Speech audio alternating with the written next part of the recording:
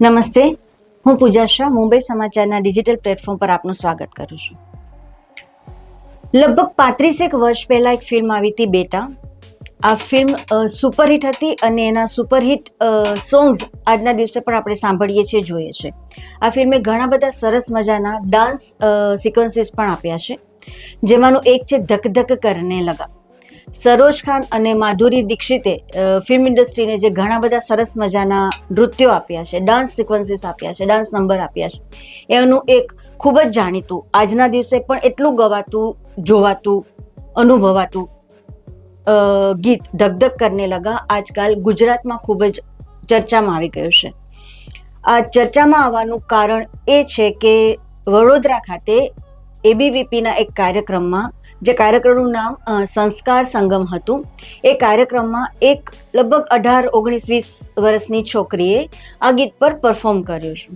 આ ગીત પર એને પરફોર્મ કર્યા પછી એનું પરફોર્મન્સ એટલે એનો વિડીયો વાયરલ થયો અને એની સિવાય એનો ખૂબ વિરોધ કર્યો. વિરોધ તો કર્યો કે ભાઈ આ સંસ્કૃતિના વિરુદ્ધ છે, કે આ રીતનું પરફોર્મન્સ કોલેજના પ્રોગ્રામ્સમાં ના હોવું જોઈએ, કે એ બધું બરાબર છે, પણ એ પછી એમણે આ વિડીયોને વધારે ને વધારે વાયરલ કઈ રીતે થાય એ માટે આખું એક જાણે કે ઝુંબેશ ચાલુ કરી હોય એવું કર્યું ને છોકરીનો વિડીયો બહુ જ વધારે પડતો વાયરલ થતા બીજા કે ત્રીજા દિવસે એ છોકરીએ ખૂબ રડતા રડતા, ખૂબ દુઃખી, સ્ટ્રેસમાં આવીને એક પોતાનું જે ક્લેરિફિકેશન આપ્યું કે મને આવી રીતના પોલિટિકલ ટૂલ તરીકે શું કામ ઉપયોગમાં લેવામાં આવી.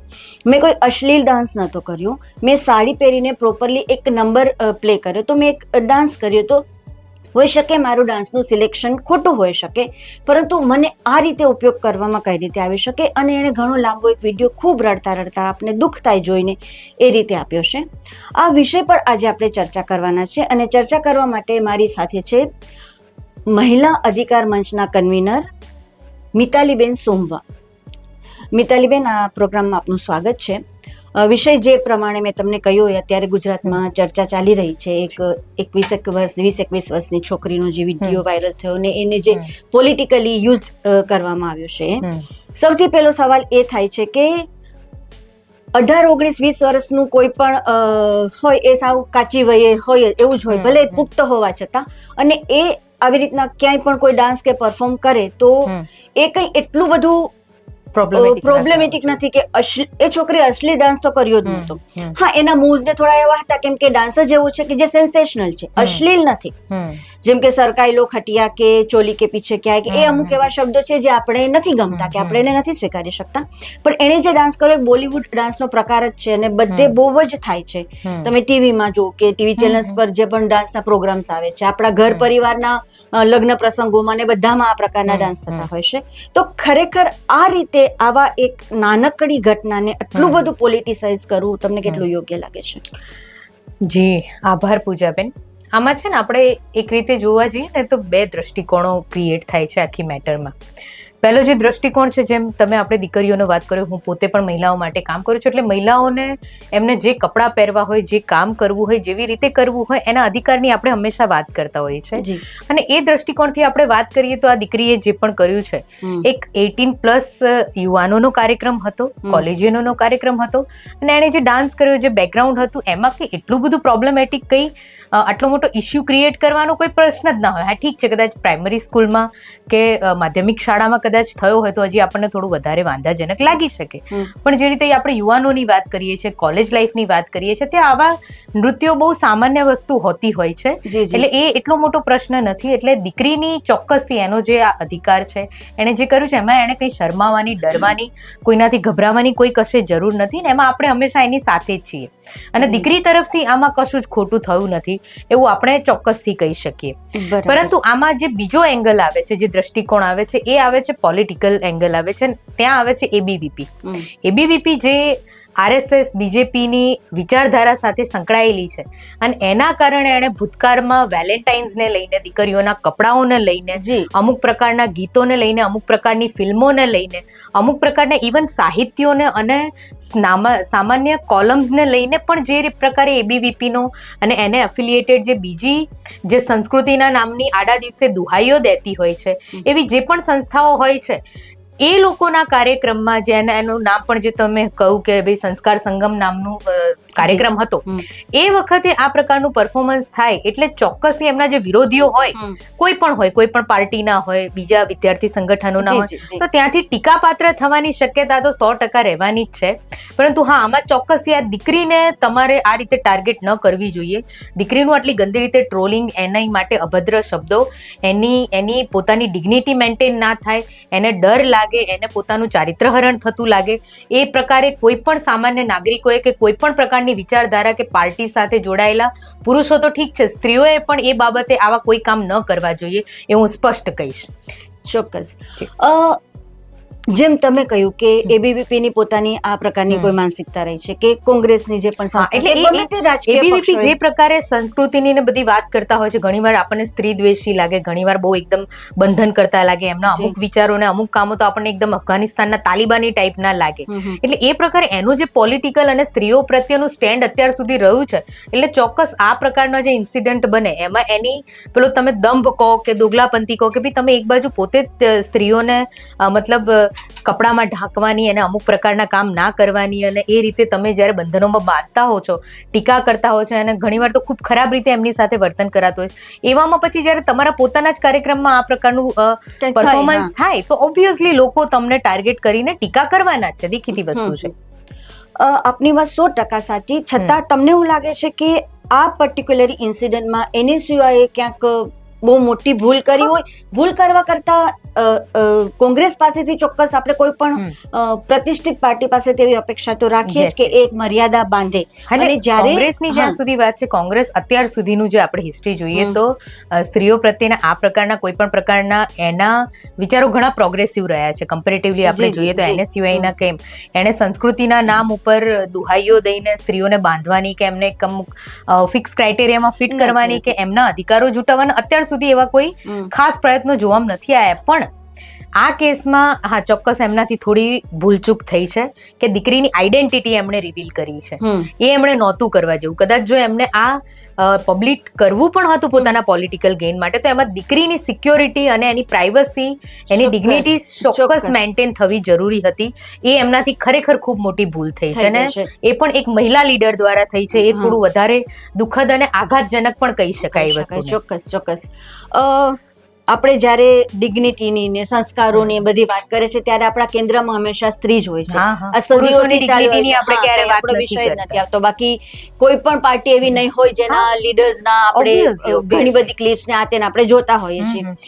આ રીતે પોલિટિકલ પાર્ટીઝ જ્યારે પણ કોઈ મહિલાને આ રીતે ટાર્ગેટ કરે છે, ગમે તે હોય, ત્યારે એ પાર્ટીની મહિલાઓએ જે રીતે આગળ આવવું જોઈએ, અથવા તો માનો કે બીજેપીમાં પણ અત્યારે એબીવીપી સાથે જોડાયેલી વિદ્યાર્થીનીઓ પણ પેલી છોકરીના પક્ષમાં એટલી બધી ખુલીને નથી આવી. એમણે તો હાથ ખંખેરી લીધા. તમે જુઓ કે એબીવીપી જેમના ખુદના કાર્યક્રમમાં દીકરી ગઈ છે, પરફોર્મ થઈ છે, એમણે પોતે જવાબદારીમાંથી હાથ ખંખેરી લીધા છે અને એવું કહ્યું છે કે ભાઈ અમારા તો લિસ્ટમાં હતી જ નહીં છોકરી, આ તો વચ્ચે રિસેસ પડી અને છોકરી જાતે સ્ટેજ ઉપર ચડીને ડાન્સ કરવા માંડી. હવે આવું તો કઈ પોસિબલ છે? એ એમ કે છે કે ભાઈ અમારે તો 50-100 જેટલા પરફોર્મન્સની લિસ્ટ હતું, એમાં ક્યાંય બેનનું નામ નથી. એવું કોઈ આપણે કોમન સેન્સમાં બેસે નહીં એવી વાત કરે છે. એટલે કોંગ્રેસ અને એના પક્ષે જે પણ ભૂલચૂક થઈ છે સામે એબીવીપીએ જે જવાબદારી લઈને દીકરીને સપોર્ટ કરવાનો હતો કે ભાઈ આ એક એડલ્ટ માણસોનું, વયસ્ક યુવાનો માટેનું કાર્યક્રમ હતો તો એમાં દરેક પ્રકારના પરફોર્મન્સીસ હોઈ શકે અને આમાં કે એટલું બધું વાંધાજનક કે અશ્લીલ ગણી શકાય એવું મને પણ પર્સનલી ક્યાંય નથી લાગ્યું દીકરીના પરફોર્મન્સમાં. એના કોસ્ચ્યુમ્સ પણ પ્રોપર જ હતા. એટલે અને એ સોંગ જ એ રીતનું છે તો ઓબ્વિયસલી એનું પરફોર્મન્સ પણ એ પ્રકારનું જ હોવાનું છે, દેખીતી વાત છે. એટલે એમાં કઈ એટલો મોટો મુદ્દો બનાવવાનો, પણ મેં કહું ને કે જે પ્રકારે એબીવીપીની હિસ્ટ્રી રહી છે એની સાથે થોડું કાઉન્ટર થાય છે અને એમનો દંભ ખુલ્લો પડે છે એટલે સામેવાળાને પણ તક મળી ગઈ, એમને પણ એ તકને ઝડપી લીધી ને એમાં આ દીકરી થર્ડ પાર્ટી તરીકે કોલેટરલ ડેમેજમાં સૌથી મોટો ભોગ બની એવું દેખાઈ રહ્યું છે અત્યારે હાલ. યસ મિતાલીબેન, એવું દેશમાં ઘણું બધું બને છે, ખાસ કરીને બળાત્કારની ઘટનાઓ હોય, મહિલા પર અત્યાચારોની ઘટનાઓ હોય. કેટલું આપણે જોઈએ છે ત્યારે આપણે ખરેખર એમ થાય કે આપણે ઘૃણા પોતે અનુભવીએ છીએ કે આપણે આવી વ્યવસ્થાઓમાં કઈ રીતે રહીએ છીએ. ત્યારે જ્યારે પણ આ એક કેસમાં નહીં, જ્યારે પણ કોઈ છોકરી કંઈક અલગ પ્રકારના કપડાં પહેરે કે થોડું કંઈક કરે ત્યારે આપણે કેમ આટલા બધા ઉકળી આવીએ છીએ અને આપણે કેમ આટલું બધું, માનો કે આ છોકરીની જગ્યાએ કોઈ છોકરાએ બરમુડા પહેરીને કંઈક એવો ડાન્સ કેવા મૂવ કર્યા હોય, હા સલમાન ખાન શર્ટ ઉતારે કે પેલા અમુક સમયે પ્રોગ્રામ્સમાં કે આ લોકો પ્રમોશન્સમાં ઘણા એવા ચેનચાળા કરતા હોય છે ત્યારે આપણે એટલો ઓહાપો નથી કરતા. પણ અને પેલી છોકરીએ જે પોતાના એને જે વિડીયો શેર કર્યો એમાં પણ કહ્યું કે તમને આ ખરાબ લાગતું તમે આવા બોલિવૂડ સોંગ જોવો છો શું કામ, અને ફેમસ 35 વર્ષ પછી પણ કોઈને આના પર પરફોર્મ કરવાનું ક્યારે મન થયું હશે, કેટલું જ્યારે ફેમસ નંબર હશે એટલા માટે થયું હશે. એટલે કેમ હજી આપણી માનસિકતામાં આ જ છે કે ખાસ કરીને પોલિટિકલ પાર્ટીઝને આપણા બધાની માનસિકતામાં ક્યાંક ને ક્યાંક છે કે ખાસ કરીને છોકરી જરા કંઈક આપણે વિચાર્યું છે સરકારની બહાર નીકળે એટલે આપણે તરત ઉહાપો કરી મૂકીએ છીએ. એનું છે ને સૌથી મોટું કારણ પૂજાબેન એ છે કે આપણે છે ને એક પિતૃ સત્તાત્મક અને પુરુષ પ્રધાન સમાજમાં જીવીએ છીએ અને એ આપણા ઘર પરિવારથી લઈને છેક સંસદ એટલે દેશથી લઈને દુનિયાભરમાં એ વસ્તુ સતત આપણને અસર કરતી રહેતી હોય છે. અને એના કારણે આપણે ત્યાં છે ને સ્ત્રી દ્વેષનો બહુ માહોલ છે. એટલે દીકરાઓ હોય કે પુરુષો હોય કોઈનું ખૂન કરીને આવી જાય, બળાત્કાર કરીને આવે, ઘણીવાર તો સામૂહિક બળાત્કાર કરી દે, ચોરી લૂંટફાટ બધું કેટલુંય કરીને આવે, આપણને કોઈ દિવસ એનાથી ઇજ્જત નથી જતી આપણા ઘરની. પણ આ પિતૃસત્તાક સમાજ વ્યવસ્થાએ પરાણે સ્ત્રીઓ ઉપર એની ડિગ્નિટીનો, ઇજ્જતનો ભાર નાખી દીધો છે અને એના કારણે આપણે સતત એના ઘરના નહીં દીકરીઓને આજુબાજુના રોડ ઉપર જતા હોય ને રોડ ઉપરનો કાળો ચોર પણ એ દીકરીને કંઈક એમ શિખામણ આપતો જાય કે બેટા આમ ના કરાય તેમ ના કરાય. કેમ કે આપણે સમાજ એને પબ્લિક પ્રોપર્ટી બનાવી દીધી છે દીકરીઓને. આપણે દીકરીઓને પોતાના વ્યક્તિગત અધિકારમાં રહેવા જ નથી દીધી, પરિવારના અધિકારમાં પણ નથી રહેવા દીધી. આપણે એને એવી વસ્તુ બનાવી દીધી છે કે જેને કોઈ પણ ટોકી શકે, એને સતત એમ એક ચોકઠામાં ફિટ રાખવા માટે બધા જ મતતા હોય છે. અને એટલા માટે પુરુષો કે દીકરાઓ કોઈ પણ વસ્તુ કરે, આ યુનિવર્સિટીમાં તમે પણ કોલેજ કરેલી છે, મેં પણ કરેલી છે, બરાબર. આપણે જોતા હોય છે કે ઘણા બધા બહુ પ્રોબ્લેમેટિક બિહેવ થતા હોય છે, છેડખાની થતી હોય છે, જોખમમાં મુકાતા હોય છે, આ પ્રકારના ડેઝ ને બધું હોય છે, ત્યારે તો ઘણું બધું નાની મોટી પરેશાનીઓ દીકરીઓએ ફેસ કરવી પડતી હોય છે. પણ આપણને એનો વાંધો નથી હોતો. પુરુષો તરફથી, દીકરાઓ તરફથી જે ગુનાઓ કરવામાં આવતા હોય છે સ્ત્રીઓ પ્રત્યે એનો આપણને કોઈ દિવસ વાંધો નથી હોતો. પણ દીકરી જરા પોતાની જાતને એક્સપ્રેસ કરે છે, મે બી એ પોતાને સેન્સ્યુઅલ ફીલ કરતી હોય, એને ડાન્સ કરવાનો ગમતો હોય, ડાન્સના બી બહુ બધા ફોર્મ છે, બરાબર છે. એમાં સેન્સ્યુઅલ ફોર્મ્સ પણ છે, ઇરોટિક ફોર્મ્સ પણ છે અને ડિવોશનલ ફોર્મ્સ પણ છે, દરેક પ્રકારના ફોર્મ છે. તો યુવાનો છે, યુવાનો સેન્સેશનલ ડાન્સ નહીં કરે તો કોણ કરશે કંઈ, બરાબર છે. યુવાની જ એના માટે છે કે ભાઈ આપણી તો આખી ભારત દેશની સંસ્કૃતિ, આ લોકો જે વાત કરે છે સંસ્કૃતિ, એમને ખબર જ નથી ભારત દેશની સંસ્કૃતિ. આપણી આખી સંસ્કૃતિ રોમેન્ટિસિઝમ ઉપર છે, ઇરોટિસિઝમ ઉપર છે અને સાથે ડિવોશનલ છે, બરાબર છે. એવું નથી કે એટલે ઇરોટિસિઝમ ઉપર જ છે, એની સાથે ડિવોશનલ પણ એટલી જ છે. પણ એ યુવાનો છે, યુવાનો આ બધી મજા નહીં કરે તો કોણ કરવાનું છે, ચોક્કસ, બરાબર છે. એટલે ઓબ્વિયસલી તમે જ્યારે યુવાનીને, તમે ભલે મે બી કદાચ 50+ ના અરાઉન્ડ હોય, તમને કદાચ એ બોરિંગ લાગતું હોય, પણ એમને તો મજા આવે છે અને એની મરજીથી કર્યું છે, એની ઉપર કોઈએ કઈ દબાણ નથી કર્યું કે કાનપટ્ટી ઉપર ગન નથી મૂકી, બરાબર છે. એની પોતાની ગમતી, પોતાના એની જે લિમિટ હતી એની સાથે એને કર્યું છે. પણ છતાંય તમને એ વાંધાજનક લાગતું હોય તો પછી તમે ખુદ પણ એક પ્રકારના સ્ત્રી દ્વેષથી પીડાઓ છો એવું કહી શકાય, જે આપણને આપણી પિતૃસત્તાક સમાજ વ્યવસ્થા આપે છે આપણા વાતાવરણમાંથી.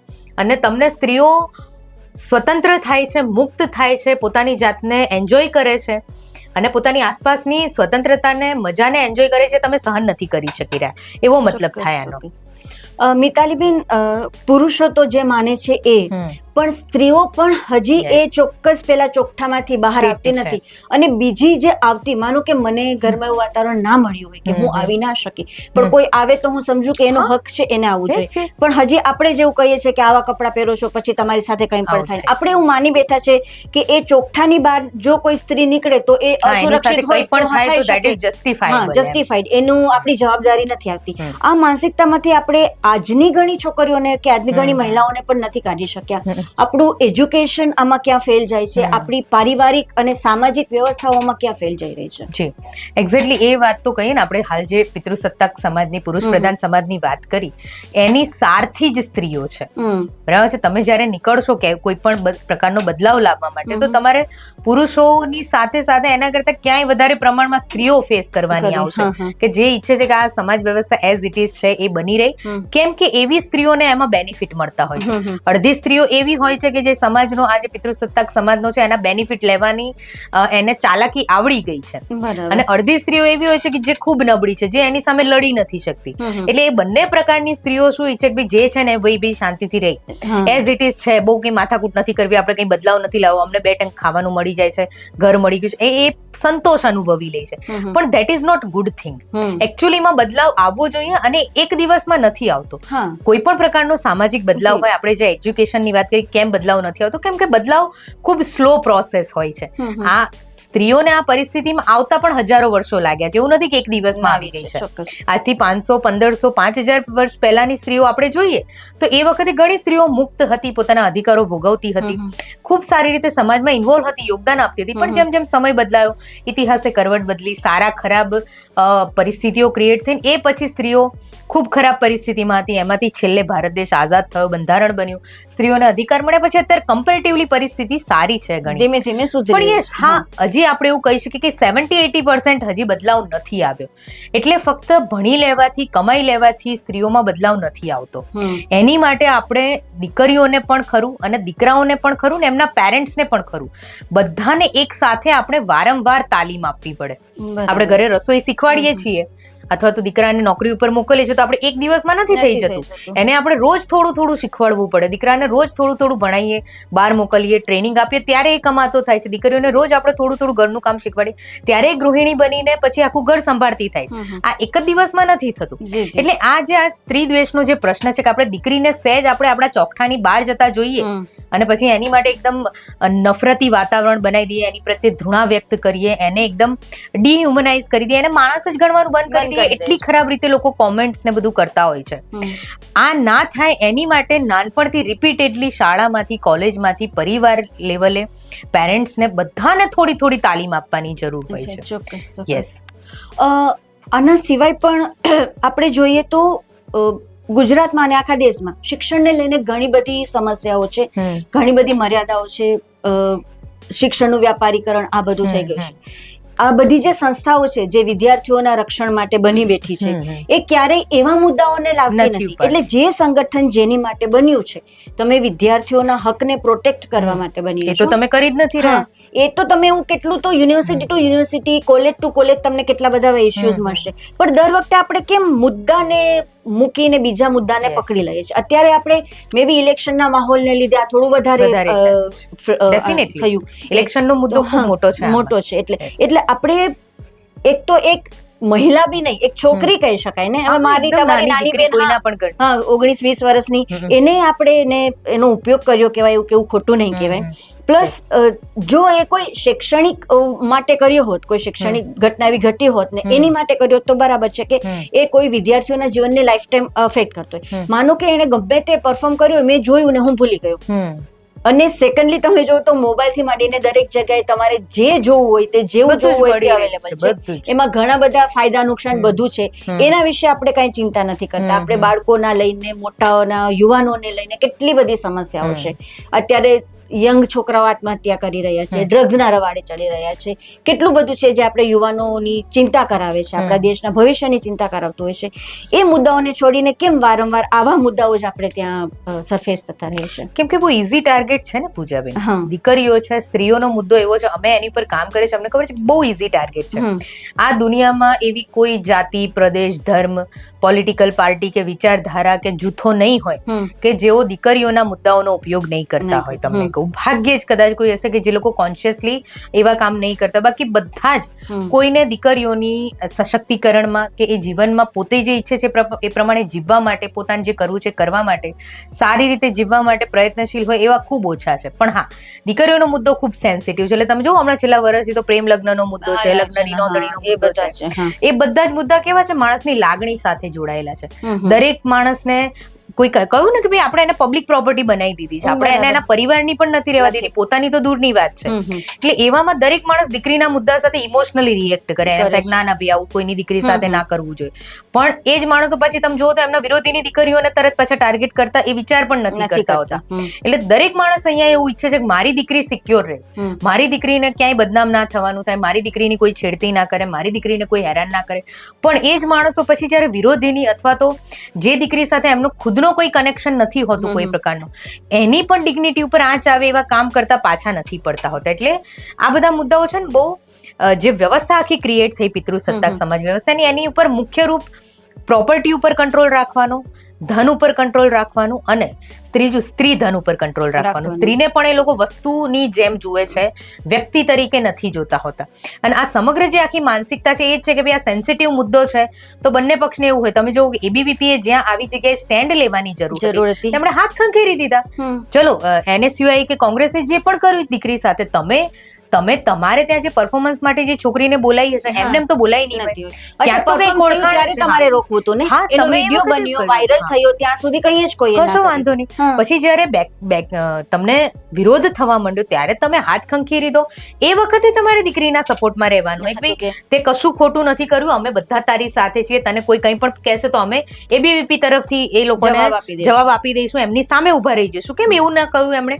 બરાબર. એટલે દીકરીઓને તો આમાં બંને બાજુ, એક બાજુ ખાઈને એક બાજુ કૂવો છે આ પ્રકારના મુદ્દાઓમાં. એટલે આવામાં મહિલાઓએ ખૂબ વધારે સમજવાની છે કે ભાઈ આ દીકરી તો ચલો અણસમજુ છે, નાની ઉંમરની છે, પણ જે સમજુ મહિલાઓ છે એમણે હંમેશા સમજવાનું કે ભાઈ બેમાંથી એક પણ પક્ષ તમારો ઉપયોગ ના કરી જવો જોઈએ એકદમ સ્ત્રી તરીકે. કેમ કે એ લોકોને ફક્ત મુદ્દાનો ઉપયોગ કરવાથી જ મતલબ હોય છે, એમને તમારા સારા ખરાબથી ક્યારે કોઈને કઈ મતલબ નથી હોતો. આ હું બહુ જવાબદારીપૂર્વક બોલી રહી છું અહીંયાથી. ચોક્કસ.